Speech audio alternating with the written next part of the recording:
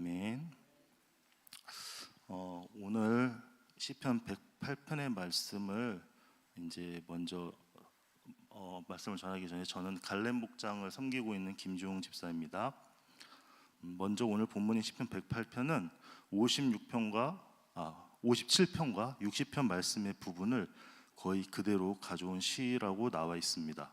시편 57편 7절에서 11절의 말씀이 오늘 본문의 1절에서 5절까지의 말씀이고, 시편 60편 5절에서 12절 말씀이 오늘의 말씀 중에 6절에서 13절까지의 이제 말씀으로 이제 나와 있는데, 이 시편 108편의 말씀을 원래 시편을 참고해서 제가 단락을 나누어 보면서 자유롭게 묵상한 것들을 이 시간 나누어 보고자 합니다.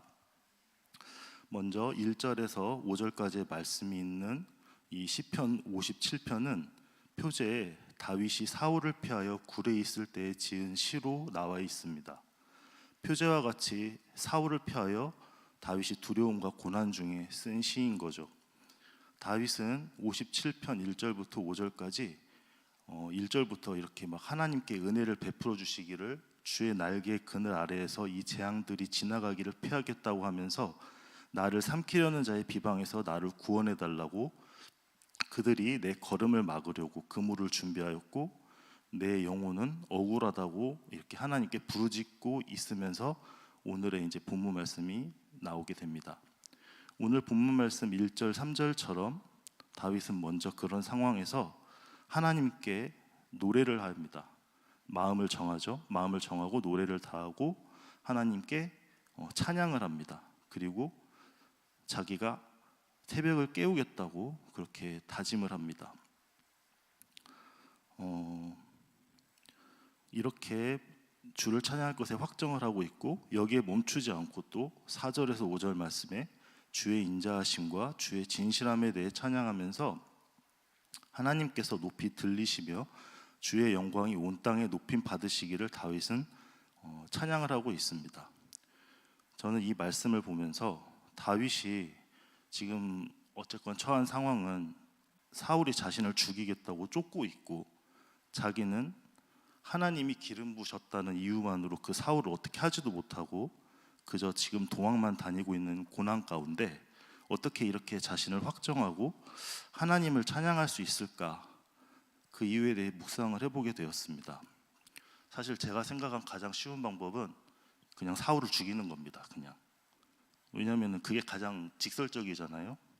그러면 사울을 죽임으로 인해서 저에게는, 그 다윗에게는 그런 쫓고 쫓기는 상황에서 두려운 상황도 없었을 것이고 그런 고생도 하지 않았을 것입니다. 근데 다윗은 또 하나님이 사울 왕을 버리시고 사무엘을 통해서 머리에 기름을 부은 사람이잖아요. 그러면 다윗이야말로 이스라엘 왕으로서 하나님께 인정받은 사람이고, 그러면 이런 인정받은 사람이 버림받은 사울을 죽이는 것이 뭐가 문제가 될까? 과연 기름 부은 자인 다윗에게 명분이 있지 않나? 이런 생각을 해보는데, 다윗은 이런 쉬운 방법이 아닌 그냥 도망다니는 방법을 계속 취하는 거죠. 어쩌면 이제 세상의 기준에서 보면 정말 답답하고 어리석은 선택이지 않을 수 없습니다. 그런데 이런 다윗의 선택을 묵상하다 보니까 강단 말씀 중에 디모데후서 2장 말씀을 가지고 목사님께서 그리스도 예수의 좋은 병사, 또 경계하는 자의 모습을 말씀하신 게 있었는데, 거기 말씀 중에 병사로 복무하는 자는 자기 생활에 얽매이는 자가 하나도 없나니 이는 병사로 모집한 자를 기쁘게 하려 하심이라 말씀처럼, 다윗은 자신이 하나님께서 이제 병사로 모집한 그런 병사로서의 삶을 충실하게 살았던 자였음을 제가 묵상을 해보게 되었습니다. 그렇기 때문에 하나님이 기뻐하시는 것이 무엇일까를 더 먼저 생각을 했었을 것이고, 그래서 다윗이 내가 사울을 죽이는 것이 하나님 기뻐하시는 방법일까? 과연 그런 생각을 해봤을 때 이거는 하나님 원하시는 방법이 아니시구나라는 생각을 할 수 있지 않았을까 하는 그런 묵상을 해보게 되었습니다. 참 쉽지 않은 선택이었겠죠. 그리고 다음으로 6절부터 13절까지의 말씀이 있는 시편 60편은 다윗이 아람 나하림과 아람 소바와 싸우는 중에 요압이 돌아와 에돔을 소금 골짜기에서 쳐서 12,000명을 죽일 때의 시라고 이제 표지에 나와 있습니다. 표제만 보면은 12,000명을 죽였다고 하면 얼마나 큰 대승일까 생각을 해볼 수 있지만, 그 앞에 이제 오늘 본문 말씀의 6절 13절까지가 원래 5절에서 12절 말씀인데, 그 1절에서 4절까지의 말씀 중에 1절부터 이런 말씀이 나옵니다. 주께서 우리를 버려 흩으셨다. 그리고 3절에 주의 백성에게 어려움을 보이셨고, 이런 말을 하면서 이제 패배에 대한 그런 상황들을 보여주고 있습니다.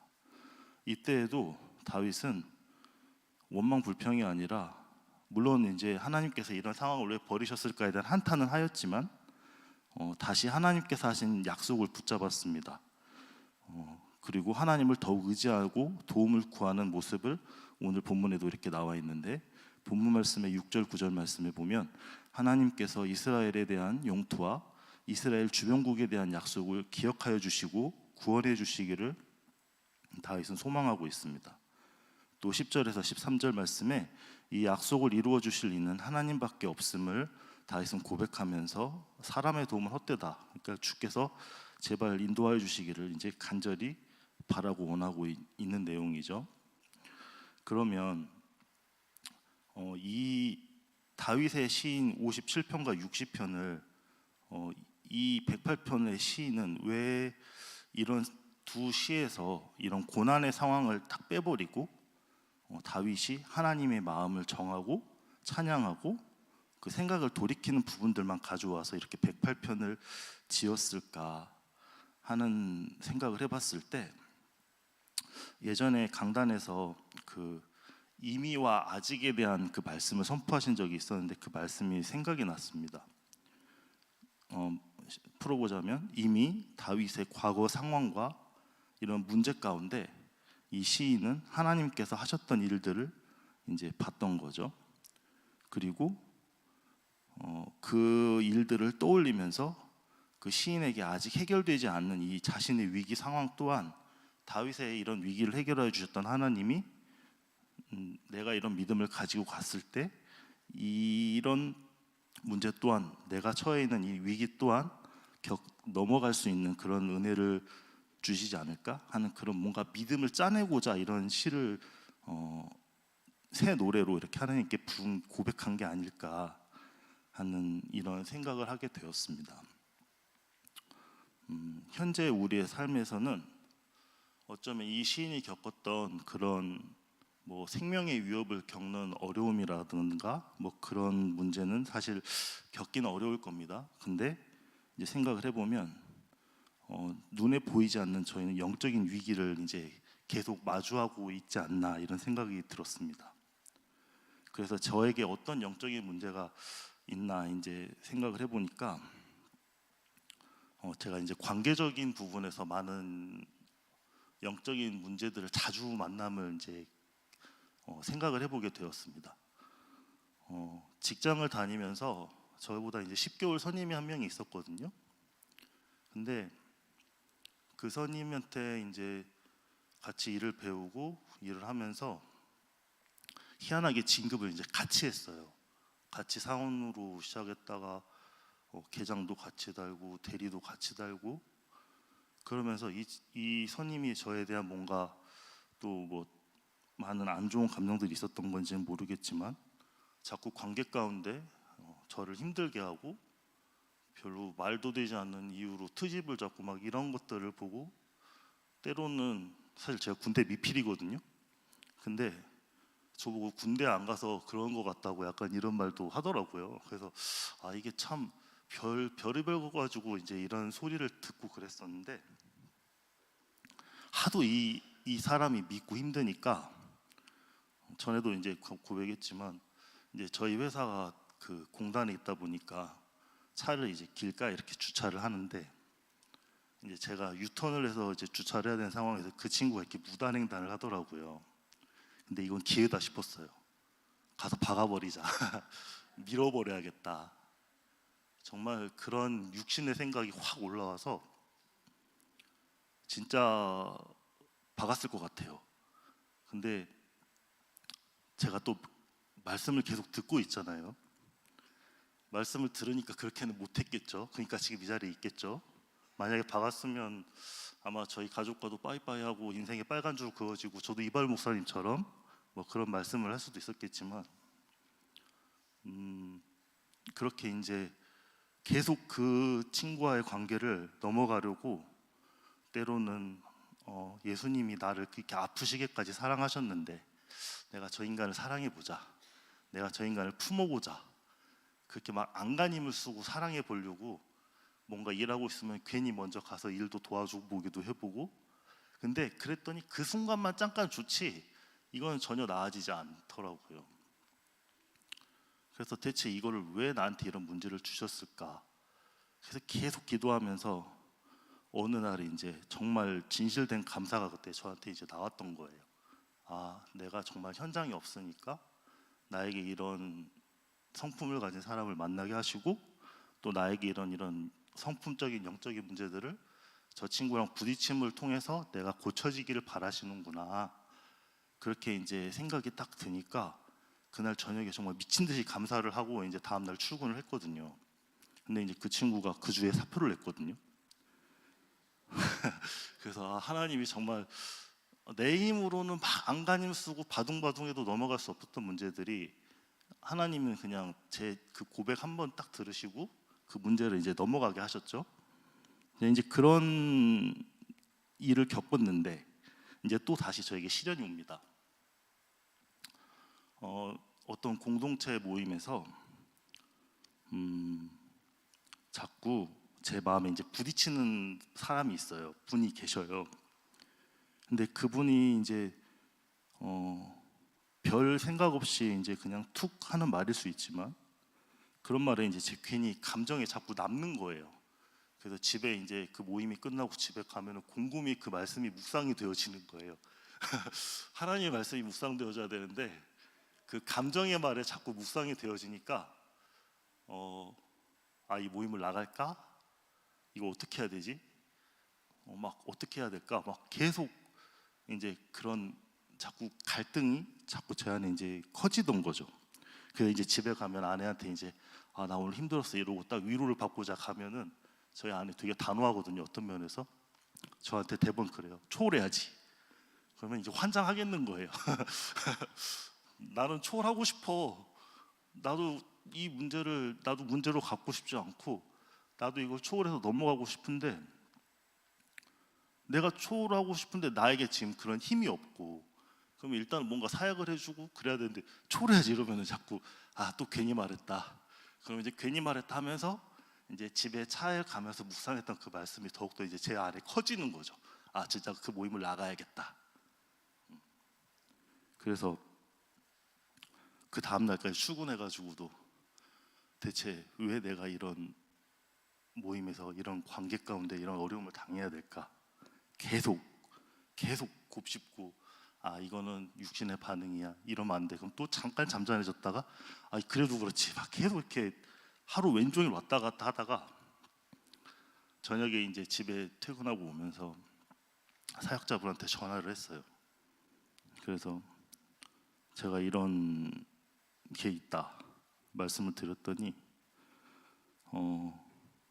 이제 사역자분하고 통화를 하면서 이제 제 이제 교만이 이제 보여졌던 거죠. 그때 아마 이사야 22장 29절 말씀 이런 말씀도 있잖아요. 누가 업신여기거든 내가 교만하였노라 하라고. 근데 정말 하루 왼종일 저 그 말씀을 많이 묵상해봤거든요. 대체 지금 내가 뭘 교만했을까? 난 지금 교만하지 않는데 내가 뭐 나를 드러내지도 않았고 나 지금 안 그랬는데 왜 자꾸 나한테 그러지? 내가 뭘 교만했다는 거지? 계속 그랬는데 이제 사역자분하고 통화하는데 통화하는 와중에 왜 다른 분이 하면 괜찮은데 저분이 말하면 내가 이럴까? 이제 거기에서 내가 지금 교만한 게 컸구나.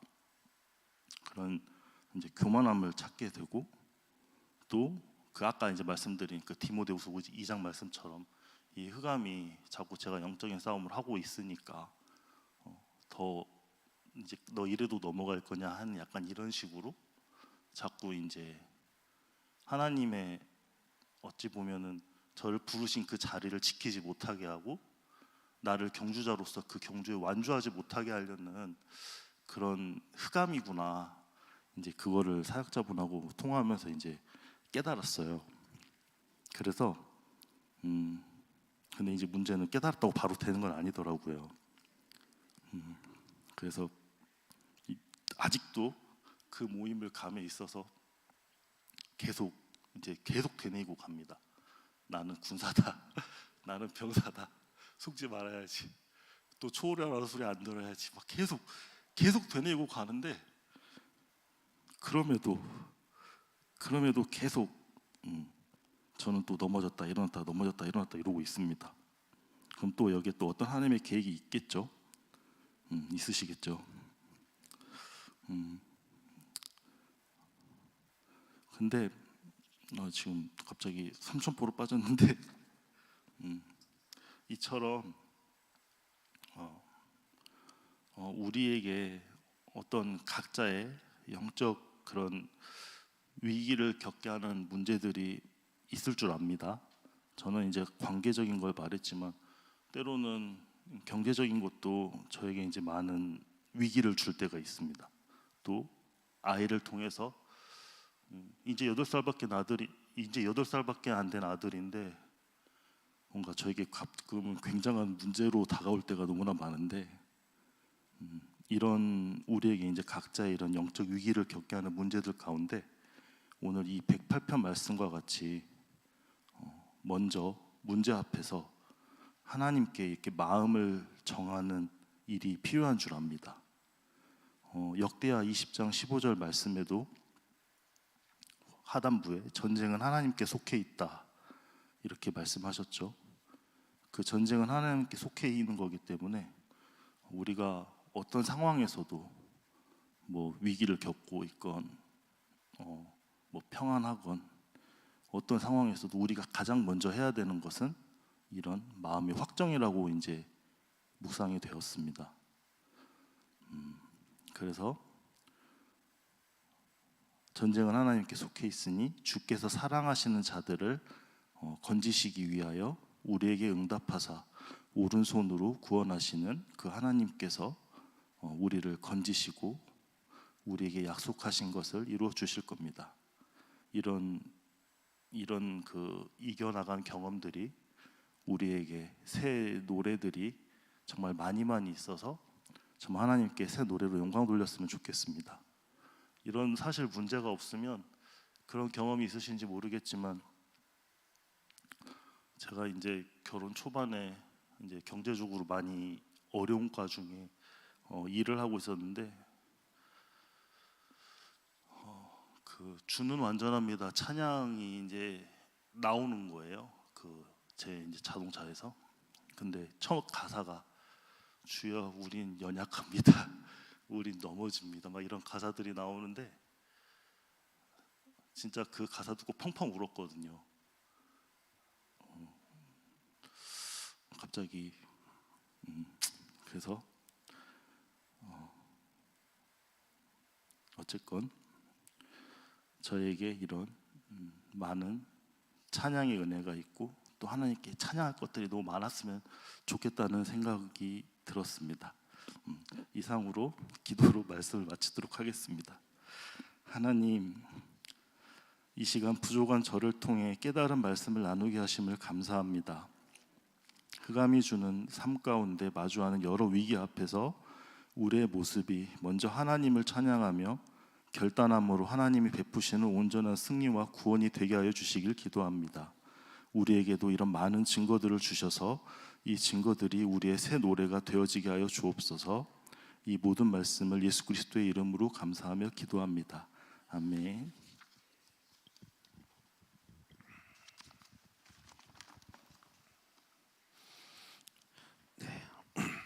감사합니다. 네, 수고하셨습니다. 우리 김지용 집사님, 갈렙 목장의 집사님 기도해 주시 바라고, 또 우리 가정의 또 아내와 자녀를 위해서 기도해 주시고, 아버님도 위해서, 아버님이 이제 목사님 이렇게 계신데 기도해 주시기를 바랍니다. 여러 가지 생각이 많이 드는데 시간이 좀 남아서 제가 한 2분 정도 남아서 하는 거예요. 우리 남성들이 이 목장 사역을 하는 게 상당히 어려움이 있어요. 직장 생활하면서도. 그래서 그러나 그 사역을 또 남성들을 케어하기 때문에 하는데 한 달에 한 번씩 또 남성들끼리 모이는 거는 잘 안 모여요. 할 말도 없고 남자들은 말이 없어. 그래서 모이는 부분이 어려워. 왜냐면 남자들은 자존심이 세가지고 내가 어떤 사람 앞에서 내가 말씀을 듣는다는 것 자체를 거부감이 있어. 자기들 생각이 많아서 가만히 앉아 듣는다는 거.